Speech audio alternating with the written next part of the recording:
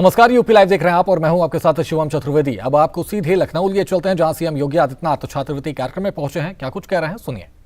भविष्य के साथ खिलवाड़ करते थे, उस माफिया को जब क्रैश किया गया, नकल पर सख्ती से रोक लगाई गई और उसके लिए प्रोजेक्ट अलंकार योजना ला करके उन स्कूलों का आज देखिए आप, जितने भी गवर्नमेंट इंटर कॉलेजेस हैं, एडेड इंटर कॉलेजेस हैं, प्रोजेक्ट अलंकार के अंतर्गत हमने पैसा दिया है। आज उनके भव्य भवन फिर से अपने गौरव की ओर हम सबका ध्यान आकर्षित करते हैं। आज वहां पे अच्छे भवन हो चुके, गरीब का बच्चा भी पढ़े, श्रमिक का बच्चा भी पढ़े और निराश्रित बच्चा भी पढ़ सकता, अच्छी शिक्षा ले सकता। अटल आवासीय विद्यालय और अब तो सीएम कंपोजिट विद्यालय, अटल आवासीय विद्यालय की तर्ज पर वर्ल्ड क्लास इंफ्रास्ट्रक्चर के साथ तैयार हो रहे हैं। हमने एक एक विद्यालय को 30-30 करोड़ रुपए दिया है बनाने के लिए। हमने कहा गरीब का बच्चा पढ़ना चाहिए, अच्छी शिक्षा उसको मिलनी चाहिए, क्वालिटी एजुकेशन पर ध्यान दो। नेशनल एजुकेशन पॉलिसी के सभी लक्ष्यों को प्राप्त करने की दिशा में कार्य करो।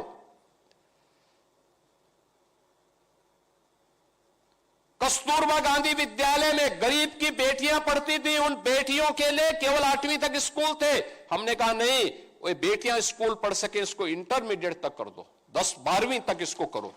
आज वे बेटियां वहां पढ़ती हैं, सारा खर्चा सरकार उपलब्ध करवाती है।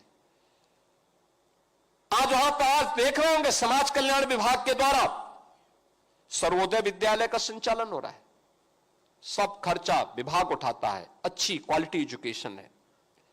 सैनिक स्कूल बन रहे हैं,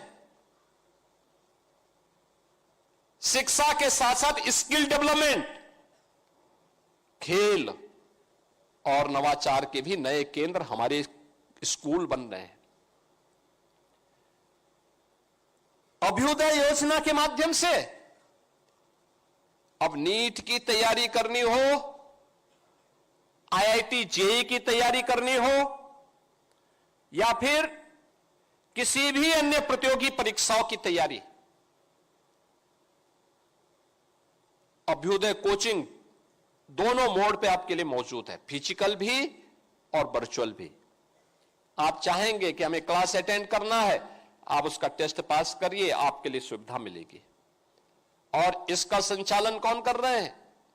इसका संचालन करवाया जा रहा है जिसने नीट की परीक्षा क्वालिफाई की है, जिसने आईआईटी जेईई के माध्यम से डिग्री ली है, जिसने आईएएस यानी यूपीएससी की, उत्तर प्रदेश पब्लिक सर्विस की परीक्षा को पास करने के बाद सर्विस ज्वाइन की है। वे नौजवान ही वहां पर अपना समय देकर के अपने अपने जनपदों में इसका संचालन भी कर रहे हैं और आप भी उस सुविधा का लाभ प्राप्त कर सकते हैं। मुझे बहुत अच्छा लगता है जब मैं देखता हूं कि यूपीएससी का रिजल्ट आता है, Uttar Pradesh public service commission का या किसी भी अन्य प्रतियोगी परीक्षाओं के परिणाम आते हैं तो अभ्युदय के बच्चे भी उसमें अच्छा स्थान प्राप्त करते हैं। अब हमारे यहां बच्चों को, यहां के बच्चों को कहीं दूसरी जगह कोचिंग की सहायता लेने की आवश्यकता नहीं, वे यहीं पर इस सुविधा का लाभ प्राप्त करेंगे। और यह भी हम लोगों ने आज यहां पर आज देखा है। आज यहां के संस्थानों में यानी इंडस्ट्री की मांग के अनुरूप स्किल डेवलपमेंट के प्रोग्राम चल रहे हैं। आज की डिमांड के अनुसार जितने भी इमर्जिंग टेक्नोलॉजी है उसको वहां पर उनके सर्टिफिकेट, डिप्लोमा और डिग्री कोर्सेज प्रारंभ हुए हैं। एआई के बारे में, रोबोटिक के बारे में, ड्रोन टेक्नोलॉजी के बारे में, स्पेस टेक्नोलॉजी के बारे में, ये सभी कुछ आज हमारे संस्थानों में उत्तर प्रदेश के अंदर ही हम उसकी ट्रेनिंग दे रहे हैं। इसके बारे में अपने नौजवानों को तैयार कर रहे हैं और खेल के बारे में भी स्पोर्ट्स का जो नया इंफ्रास्ट्रक्चर तैयार हो रहा है। आज आप देख रहे होंगे प्रदेश के अंदर हर गांव में खेल का मैदान तैयार करवाया जा रहा है, हर ब्लॉक स्तर पर एक मिनी स्टेडियम, जनपद स्तर पर स्टेडियम की तैयारी, प्रधानमंत्री जी का भी इसमें विशेष ध्यान है। अलग अलग प्रकार से उन्होंने खेलो इंडिया खेलों के माध्यम से, फिट इंडिया मूवमेंट के माध्यम से, सांसद खेलकूद प्रतियोगिता के माध्यम से, राज्य सरकार ने भी प्रधानमंत्री जी की प्रेरणा से विधायक खेलकूद प्रतियोगिता, ग्रामीण लीग की प्रतियोगिताओं के माध्यम से, स्कूल कॉलेजेस के माध्यम से भी विभिन्न प्रकार की प्रतियोगिताएं आज आगे बढ़ रही हैं। और आज उसका परिणाम है कि खेलकूद की गतिविधियों को भी तेजी के साथ आगे बढ़ाने में मदद मिल रही है। सरकार इस पे ध्यान दे रही है। हमारे संस्थान आने वाले समय में किसी भी अंतर्राष्ट्रीय प्रतियोगिता के लिए अपने नौजवानों को तैयार कर सके, इसके लिए खेल इंफ्रास्ट्रक्चर को और मजबूत किया जा रहा है। हमारी सरकार ने तय किया है, यानी हम लोग मेजर ध्यानचंद जो हॉकी के जादूगर कहे जाते थे, मेजर ध्यानचंद के नाम पे स्पोर्ट्स यूनिवर्सिटी मेरठ में बन रही है। साथ साथ हम हर कमिश्नरी पे एक एक स्पोर्ट्स कॉलेज के निर्माण के कार्यक्रम को भी आगे बढ़ा रहे हैं।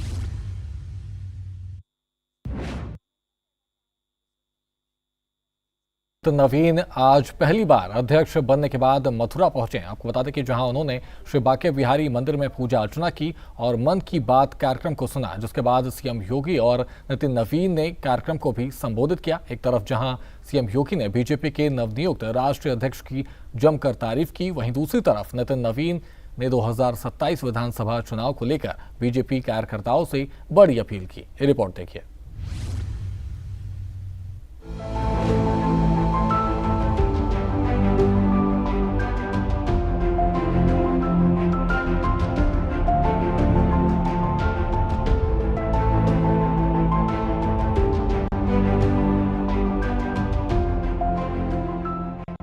बीजेपी के राष्ट्रीय अध्यक्ष नितिन नवीन रविवार को मथुरा दौरे में, जहां उन्होंने प्रदेश के मुखिया योगी आदित्यनाथ के साथ श्री बांके बिहारी मंदिर में पूजा अर्चना की और प्रदेश की सुख समृद्धि की कामना की। इससे पहले वे एक कार्यक्रम में भी शामिल हुए, जहां उन्होंने मुख्यमंत्री योगी आदित्यनाथ के साथ प्रधानमंत्री नरेंद्र मोदी के मन की बात को सुना। इसके बाद सीएम योगी ने कार्यक्रम को संबोधित किया और बीजेपी राष्ट्रीय अध्यक्ष नितिन नवीन की जमकर तारीफ की। हमारे राष्ट्रीय अध्यक्ष श्री नितिन नवीन जी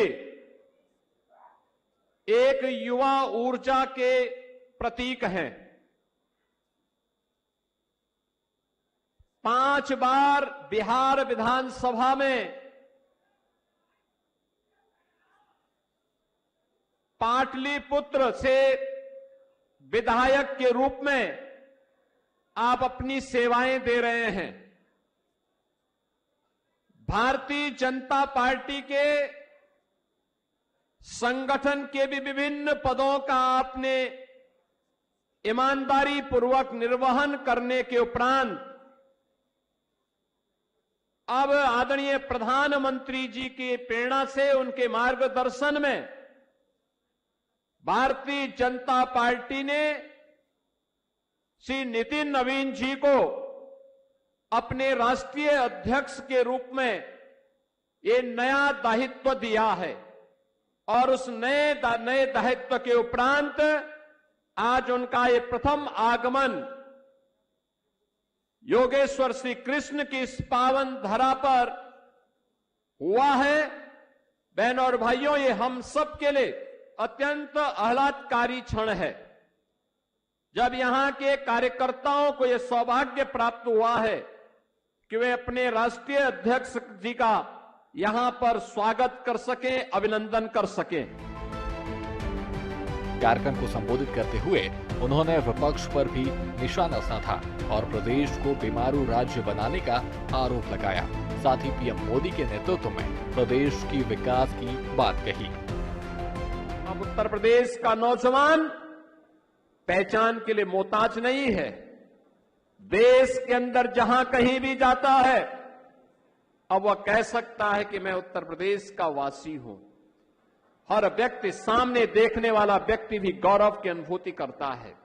एक समय था जब उत्तर प्रदेश के सामने पहचान का संकट खड़ा किया गया था। एक समय था जब यहां की विरासत को लोग कोसने का काम करते थे। हमें अपमानित करने का काम करते थे। बीमारू राज्य होने के नाते लोगों का दृष्टिकोण हमारे बारे में भिन्न था। अब बीमारू नहीं, अब तो भारत की इकोनॉमी का ग्रोथ इंजन बनकर के उत्तर प्रदेश देश के विकास में अपना योगदान प्रभावी ढंग से दे रहा है। इसमें हमारा युवा भी, अन्नदाता किसान भी और आधी आबादी भी इस पूरे अभियान के साथ जुड़ करके कार्य कर रही है और यही भारतीय जनता पार्टी के प्रति आम जन के विश्वास का प्रतीक भी है। इस दौरान बीजेपी के राष्ट्रीय अध्यक्ष नितिन नवीन ने भी कार्यक्रम को संबोधित किया और डबल इंजन की सरकार में प्रदेश की विकास होने का बयान दिया। साथ ही बताया कि किस प्रकार आज उत्तर प्रदेश उत्तम प्रदेश के रूप में उभरा है। माननीय मुख्यमंत्री जी, आपने केवल सांस्कृतिक विरासत को ही नहीं, सांस्कृतिक राष्ट्रवाद की जड़ों को ही मजबूत नहीं किया है, आपने उत्तर प्रदेश में विकास की गाथाओं को भी आगे बढ़ाया है। आज उत्तर प्रदेश में एक्सप्रेसवे की चर्चा होती है, चाहे वो यमुना एक्सप्रेसवे हो, चाहे कई और अन्य एक्सप्रेसवे। ये दिखाता है कि उत्तर प्रदेश विकास के पटरी पे अब देश के उत्तम राज्यों में ही नहीं, विदेश में जो ऐसी सड़कें दिखती थी, आज उत्तर प्रदेश में भी वैसी सड़कें दिख रही हैं। ये एक बड़ा श्रेय एनडीए की सरकार को जाता है, नरेंद्र मोदी को जाता है और योगी आदित्यनाथ जी को जाता है। कार्यक्रम को संबोधित करते हुए उन्होंने 2027 विधानसभा चुनाव को लेकर के भी बीजेपी कार्यकर्ताओं से अपील की और बूथ स्तर पर काम करने को कहा, जिससे उन लोगों को एक बार फिर शिकस्त का सामना करना पड़े जो देश को बांटने का काम करते हैं। 2027 का भी समय आ रहा है और जो हमारे इस देश में एक ऐसी ताकतें भी काम कर रही हैं जो हमेशा इस देश को बांटने में, काटने में और विश्वास करती हैं, इस देश के संविधान को अपमानित करने में विश्वास करती हैं। हमें उन ताकतों से भी लड़ना है। चुनाव आते ही ये ताकतें फिर से जीवित होती हैं, कभी संविधान की दुहाई देती हैं जिन्होंने संविधान को तार तार किया, कभी वो लोग भी घूम रहे हैं जिन्होंने इस राज्य के विकास को हमेशा धत्ता बताते हुए केवल अराजकतावादी लोगों को आगे बढ़ाया। हम लोग भूले नहीं हैं कि बंदूक की नोक पर भी उत्तर प्रदेश की सरकार चलती थी। आज उत्तर प्रदेश की सरकार अगर चल रही है जो जनता के वोट से चल रही है, जनता के जो उम्मीद है उसको पूरा करते हुए आगे बढ़ रही है। मैं इसलिए कहूंगा मेरे कार्यकर्ता भाइयों, 2027 के चुनाव की दृष्टि से भी आप सब कोई कमर कस लीजिए, क्योंकि उत्तर प्रदेश जिस प्रकार से विकास की पटरी पर तेजी से आगे बढ़ रहा है, कुछ लोगों को पसंद नहीं आ रहा है। जो लोग राजनीति को, मैं मानता हूं, टाइम पास समझते हैं, जो कुछ समय चुनाव आएगा तो आते हैं और फिर विदेश चले जाते हैं, वो उनको भी सबक सिखाने का समय फिर आता है। गौरतलब है कि उत्तर प्रदेश का अगला विधानसभा चुनाव फरवरी से मार्च 2027 के बीच होने की संभावना है, जिसे लेकर प्रदेश की सभी पार्टियां चुनावी मैदान में उतर चुकी हैं और जनता को अपने पक्ष में करने में जुटी हुई हैं, जिससे प्रदेश में एक बार फिर सीएम योगी के नेतृत्व में बीजेपी की बड़ी जीत हो। ब्यूरो रिपोर्ट, सूर्या समाचार।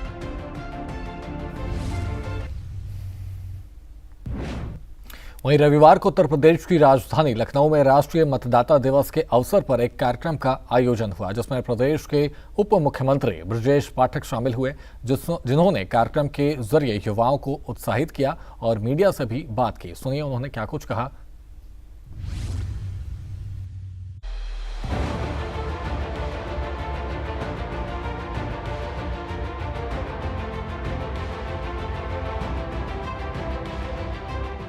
उत्तर प्रदेश के उप मुख्यमंत्री ब्रजेश पाठक रविवार को लखनऊ में रहे, जहां वे राष्ट्रीय मतदाता दिवस पर आयोजित कार्यक्रम में शामिल हुए और मौके पर मौजूद युवाओं से मतदाता सूची में नाम दर्ज कराने की अपील की।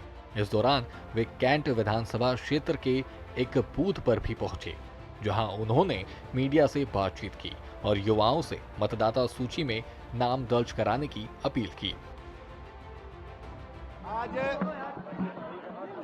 आज राष्ट्रीय मतदाता दिवस के अवसर पर भारतीय जनता पार्टी के प्रदेश मुख्यालय में हम अपने सभी युवा साथियों का जो पहली बार मतदाता बनने की अहर्ता रखते हैं उनका सम्मान किया गया है। मैं प्रदेश के सभी युवा मतदाताओं को जो पहली बार अहर्ता रखने वाले हैं मतदान की या मतदाता बनने जा रहे हैं, ऐसे सभी युवा साथियों का माननीय प्रधानमंत्री नरेंद्र मोदी जी के आह्वान पर एक एक अपने साथी का गले में माला डाल करके, गुलदस्ता दे करके, उनके हाथ में तिरंगा दे करके सम्मान करते हैं। हम सब जानते हैं लोकतंत्र की आत्मा है मतदाता, और युवा मतदाता भारतीय जनता पार्टी ने जिस ढंग से अपने राष्ट्रीय अध्यक्ष को, मैं कह सकता हूं कि अपने राष्ट्रीय अध्यक्ष को सबसे कम उम्र का, और मैं कह सकता हूं प्रधानमंत्री जी के अनुसार हम कहें तो मिलेनियम अध्यक्ष बनाने का काम किया है, तो हम जन जी का, अपने युवा मतदाताओं का आह्वान करते हैं कि माननीय प्रधानमंत्री नरेंद्र मोदी जी के आह्वान पर प्रदेश का हर युवा जो 18 वर्ष पूरा कर चुका है, मतदाता बनने के लिए अपने घरों से निकल करके फॉर्म 6 भरे और माननीय मोदी जी के नेतृत्व में विकसित भारत के संकल्प को पूरा करे। मैं ऐसे अवसर पर प्रदेश के सभी युवाओं का बहुत बहुत अभिनंदन करता हूं, बधाई देता हूं। इस कार्यक्रम के दौरान ब्रजेश पाठक ने पीएम मोदी के मन की बात कार्यक्रम को भी सुना। इस दौरान उनके साथ बीजेपी के कार्यकर्ता मौके पर मौजूद रहे, जिन्होंने इस कार्यक्रम को सुना। इसके बाद उन्होंने मीडिया से भी बात की और मन की बात कार्यक्रम की जमकर तारीफ की। के उपरांत मैं उत्तर प्रदेश वासियों की तरफ से आदरणीय प्रधानमंत्री जी का बहुत बहुत आभार प्रकट करता हूं। पर्यावरण हो, नवाचार हो, युवाओं को प्रेरणा देना हो, कश्मीर से कन्याकुमारी तक के पूरी गतिविधियों का जो जनता की नज़र में नहीं आ पाती हैं, मन की बात के कार्यक्रम से हम सबको जानकारी मिलती है और प्रेरणा मिलती है। आप देख रहे थे किस ढंग से आजमगढ़ की तमसा नदी को पुनर्जीवित करके वहां के स्थानीय नागरिकों ने पहल करके एक हमारी विरासत को बचाने का काम किया। दूसरी तरफ आंध्र प्रदेश के अनंतपुर में स्थानीय तालाबों को पुनर्जीवित किया गया। तो ये पूरी हमारी संस्कृति को एक जनता के सामने, पूरी दुनिया के सामने लाने का एक बड़ा प्लेटफार्म माननीय प्रधानमंत्री नरेंद्र मोदी जी ने दिया है। मैं आदरणीय प्रधानमंत्री जी का बहुत बहुत आभार प्रकट करता हूं उत्तर प्रदेश के 25 करोड़ लोगों की तरफ से। गौरतलब है कि रविवार को पीएम मोदी ने मन की बात कार्यक्रम के 130वें एपिसोड को संबोधित किया, जिसमें उन्होंने गणतंत्र दिवस, मतदाता दिवस, स्टार्टअप इंडिया, पर्यावरण और श्री अन्य समेत विभिन्न मुद्दों पर अपने विचार रखे। ब्यूरो रिपोर्ट, सूर्या समाचार।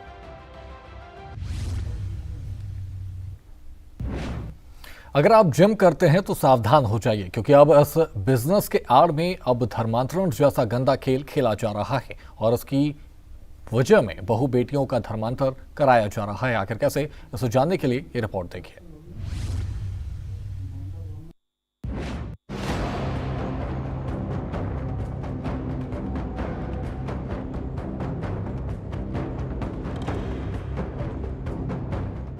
उत्तर प्रदेश का मिर्जापुर अक्सर कई खबरों को लेकर सुर्खियों में बना रहता है, लेकिन इस बार कुछ ऐसे कारणों से सुर्खियों में है जिसने वहां के बहु बेटियों में खौफ का माहौल पैदा कर दिया है और परिवार की चिंता बढ़ा दी है।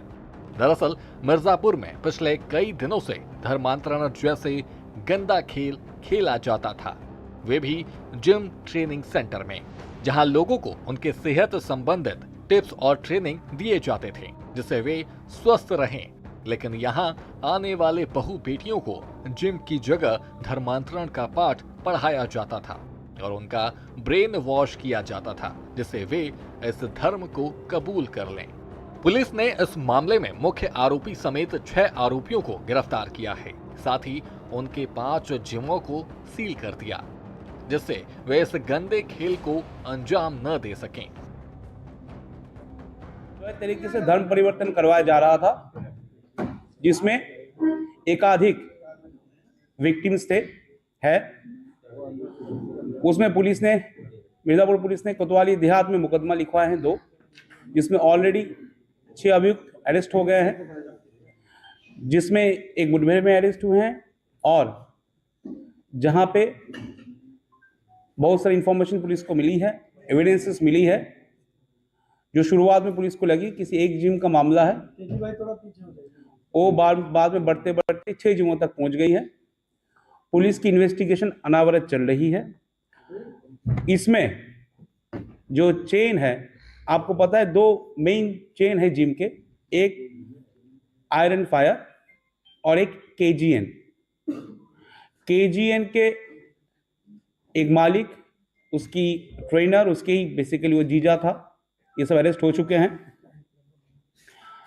अब आयरन फायर वाले भी के मालिक अरेस्ट हो चुका है, उसके जो साइलेंट पार्टनर था वो भी अरेस्ट हो चुका है।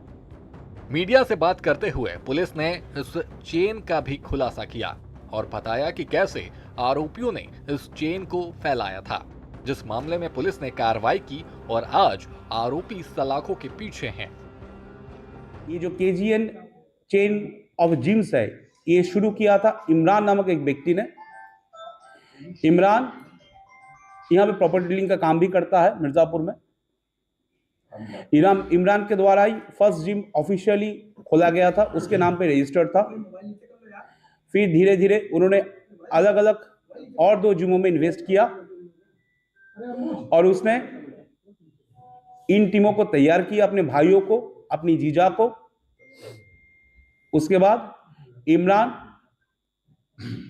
केजीएन जिम की ओनरशिप जाहिर को हैंडओवर कर दिया, उसके सगे भाई को।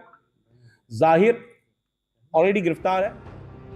पुलिस ने मीडिया से बात करते हुए बताया कि इस मामले का मुख्य आरोपी अपने परिवार के साथ दुबई भागने की फिराक में था, जिसे लेकर पुलिस ने लुकआउट नोटिस जारी किया था और त्वरित कार्रवाई करते हुए उसे एयरपोर्ट से गिरफ्तार कर लिया गया। हम ये इंफॉर्मेशन टिप ऑफ मिला कि इमरान, जो वन ऑफ द मेन सरगना है, इन सभी के बड़े भाई, वो इंडिया छोड़ के बाहर जाने की प्लान कर रहा है। इसको देखते हुए, इस इंफॉर्मेशन को मिलते ही हमारे दोनों senior officers, SP city Nitesh ji, SP operation Mukesh ji, इन्होंने तत्काल कोऑर्डिनेट करते हुए इस जनपद से इनके लिए लुकआउट नोटिस भेज दिया, जो देश के सारे पोर्ट, लैंड और सी एज वेल एज एयर, इन सारे पोर्टों में हम रात भर में कम्युनिकेट कर दिया। और दिल्ली एयरपोर्ट में जब इमरान अपने परिवार के साथ दुबई भाग रहा था, तब इमिग्रेशन डिपार्टमेंट उसको पकड़ लिया।